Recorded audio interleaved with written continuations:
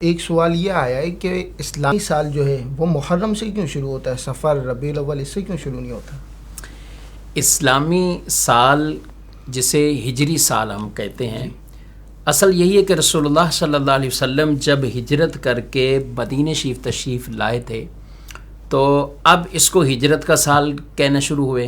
ہجرت کا پہلا سال، ہجرت کا دوسرا سال، ہجرت کا تیسرا سال، اس طرح اس کو یاد رکھتے تھے. پھر جس سال میں کوئی بڑا واقعہ ہوتا تھا لوگ اس کے اعتبار سے اس کو یاد رکھتے تھے. یعنی جنگ بدر ہوئی، جنگ احد کا معاملہ ہوا تو لوگ یہ کہتے تھے بدر والے سال، احد والے سال، اور اس طرح سے یاد رکھا جاتا تھا. پھر رسول اللہ صلی اللہ علیہ وسلم نے دنیا سے ظاہری پردہ فرما لیا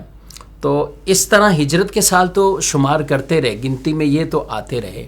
ہاں، پھر صحابہ کرام علیہ مردوان کا آگے جو دور ہوا، بالخصوص حضرت عمر رضی اللہ تعالیٰ عنہ،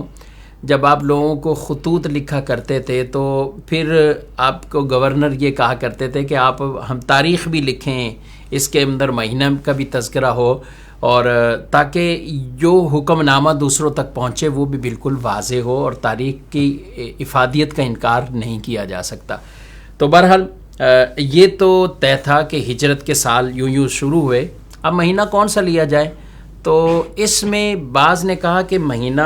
وہ لیں کہ رسول اللہ صلی اللہ علیہ وسلم جب مدینہ شریف آ گئے تھے اور وہ ربیع الاول کا مہینہ تھا. جب ہجرت کر کے مدینہ پہنچے تو ربیع الاول شریف کا مہینہ تھا،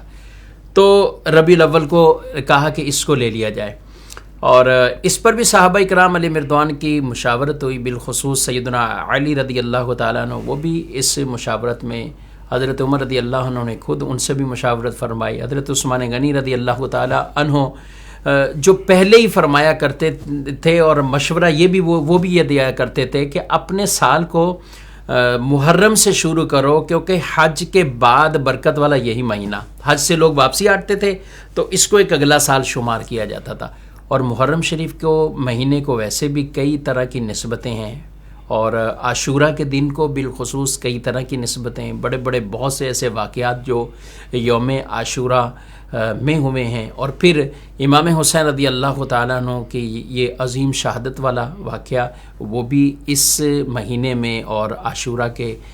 دن میں ہوا. تو خیر، محرم شریف کے حوالے سے اس وجہ سے یہ صحابہ کی باہمی مشاورت کے بعد حضرت عثمان غنی رضی اللہ عنہ نے